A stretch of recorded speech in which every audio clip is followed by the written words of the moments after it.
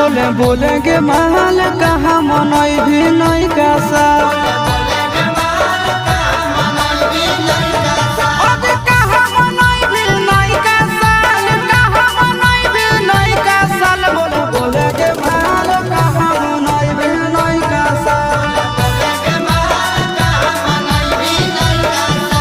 बोले के महल कहाँ मनई भी नहीं का साल